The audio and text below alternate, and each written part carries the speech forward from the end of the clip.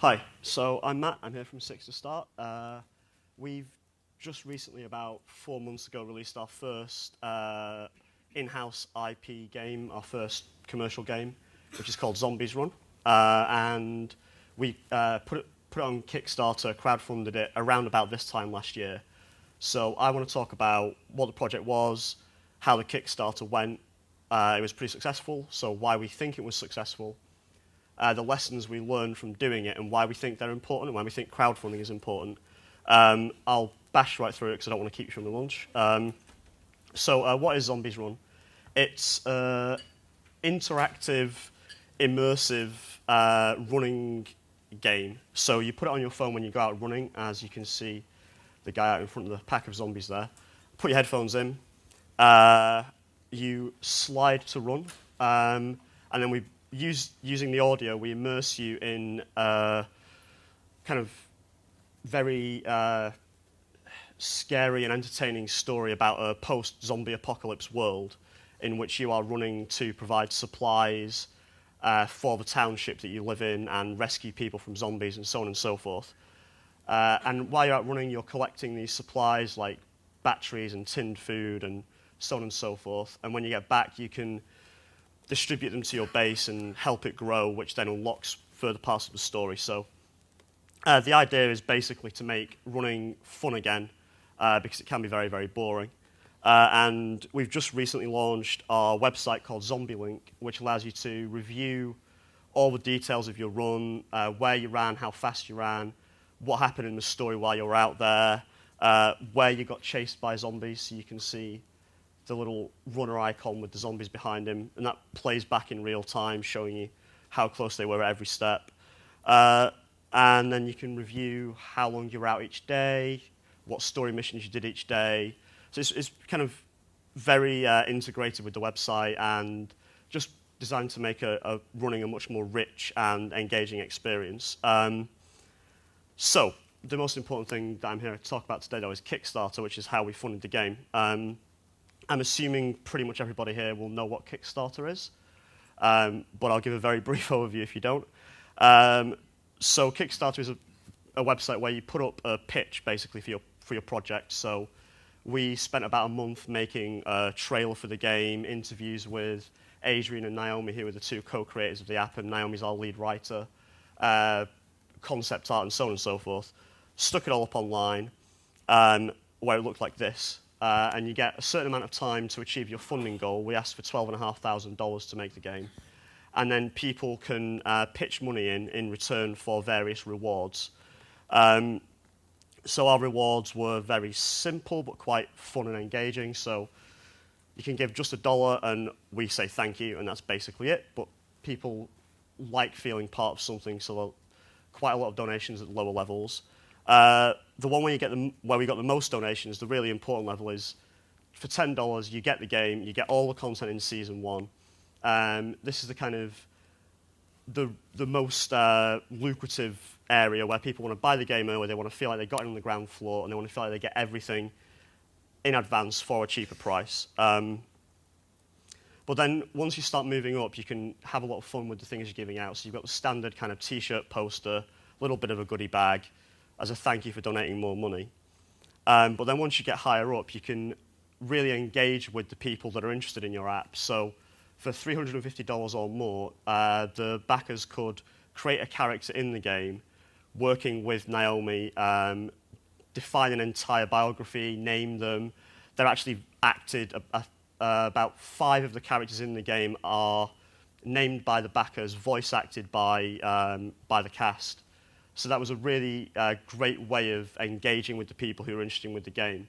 And actually, some of our backers at this level gave us a lot of their expertise when we were writing the story. So we had a helicopter pilot who's currently serving in Afghanistan, was talking to Naomi about the correct operational language to use when flying a helicopter.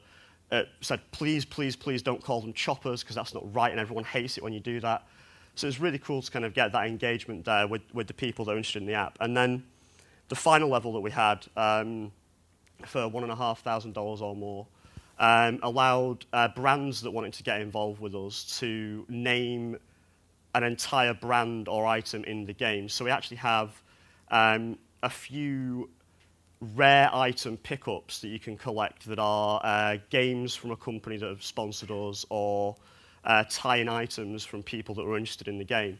And that's been really cool. We've seen a lot of interest in those products through our app, and it's just been exciting to kind of have that partnership there right from the beginning and work it into our story. So we asked for $12,500 when we started out, and 31 days later, sorry, I forgot about this slide, after we got picked up by various news outlets like Boing Boing, CNN, I think we're on Lifehacker at this point as well.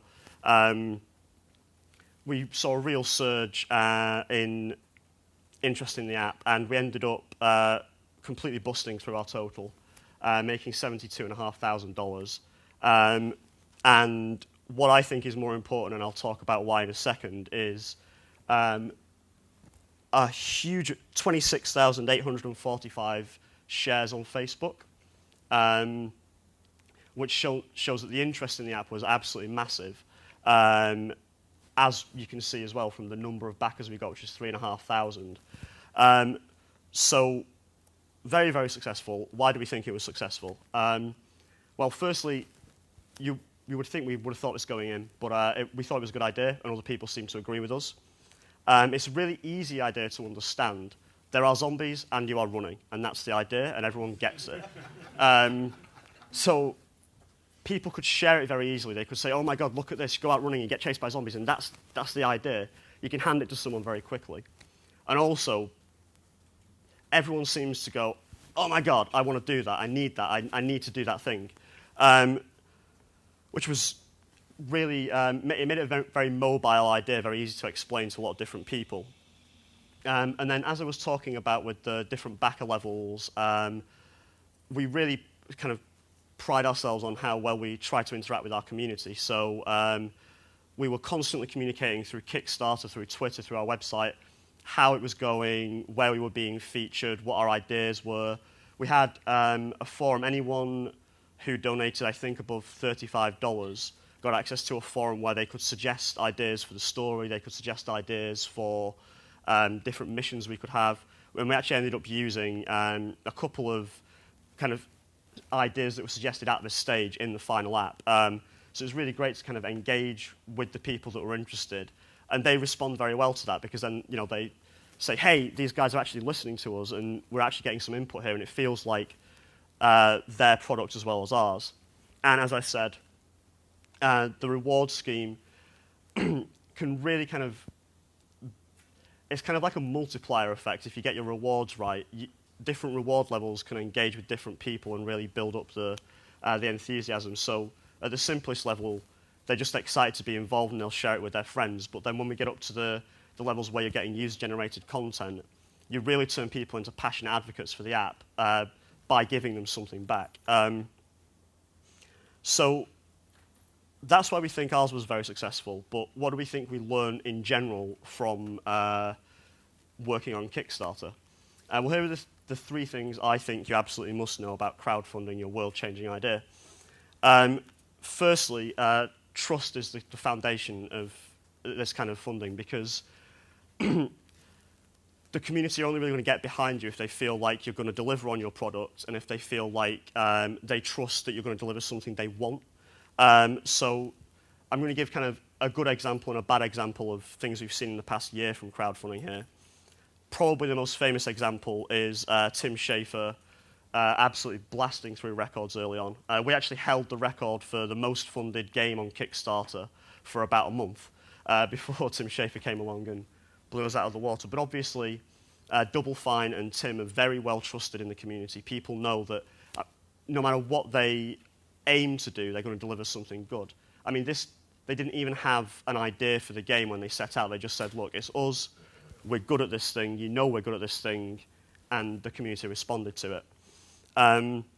Unfortunately, there's a flip side to that where things can go very badly for people if they betray the trust of the community or they don't win it in the first place. So there was this Project Mythic, which was cancelled earlier this year because people on Reddit and various internet communities exposed the fact that they were reusing assets from other games in their pitch and seemed to be just kind of ripping things off wholesale.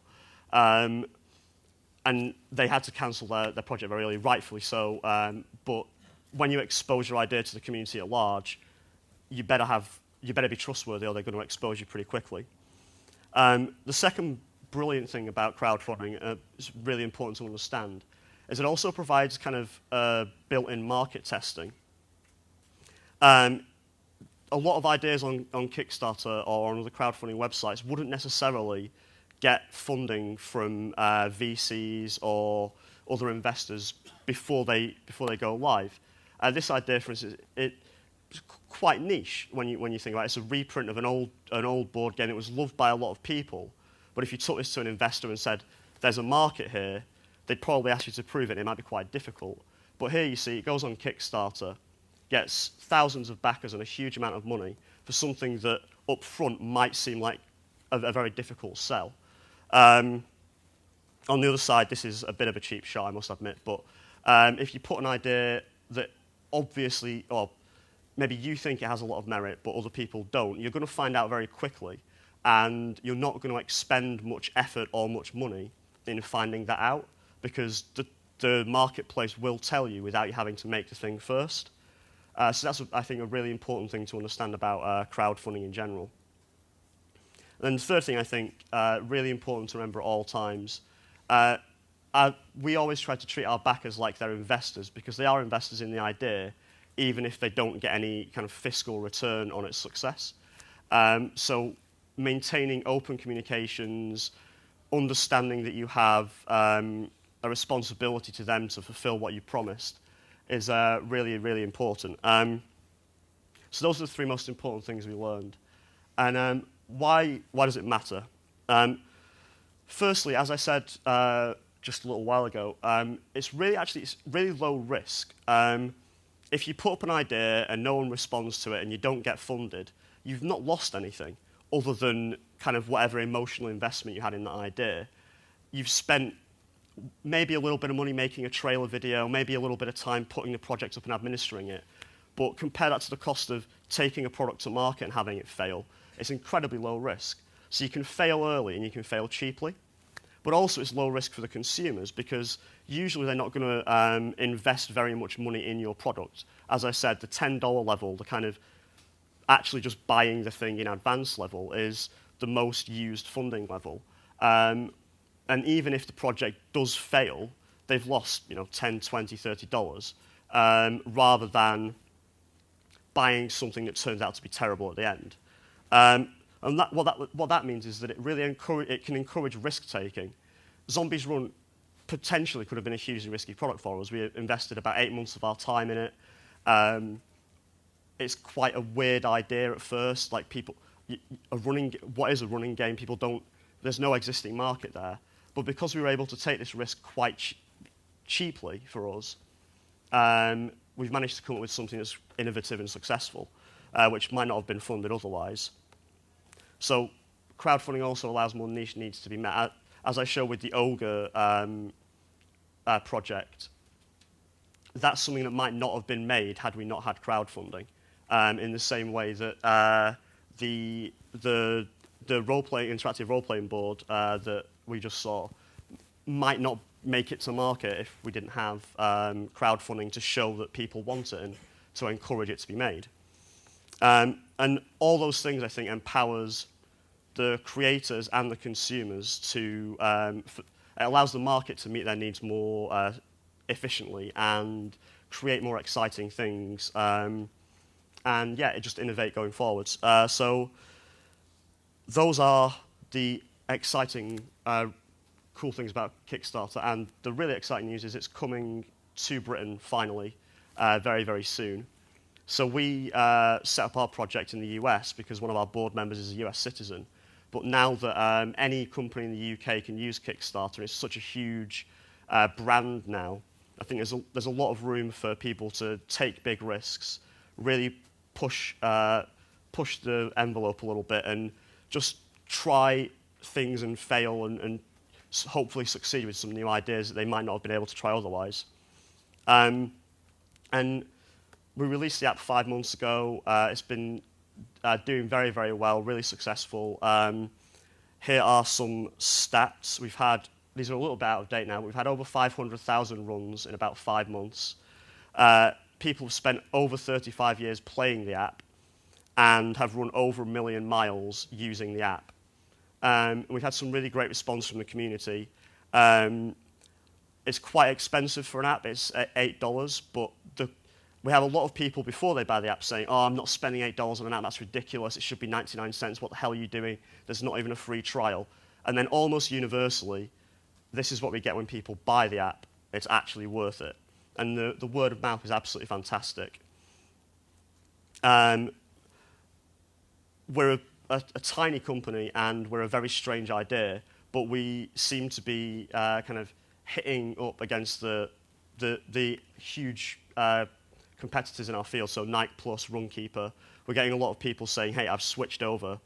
This actually makes running interesting rather than just telling me how far I'm running. And then this was our favorite response ever, just because it was a very nice, in-jokey way of saying thanks a lot for the game. So yeah, crowdfunding, to sum up basically, it's a great way of getting something to market in a low-risk way. It's a great way of turning your audience into advocates. They can share ideas. They will, once they've invested money in an idea, once they put their money where their mouth is, they're much more likely to go out and talk to other people and tell them about it and share it with their friends. And that's why that number I showed you at the beginning, there's 28,000 likes on Facebook, is so important, because only 3,500 people donated money. But then the idea obviously spread far beyond that, and far beyond that once we released to, I think we've sold over 140,000 units now. So there's this you can really gain momentum. You can prove your idea before you have to make it, and it's a great way of getting something that's different out into the marketplace. So that's Zombies Run. I've been Matt. Thanks a lot.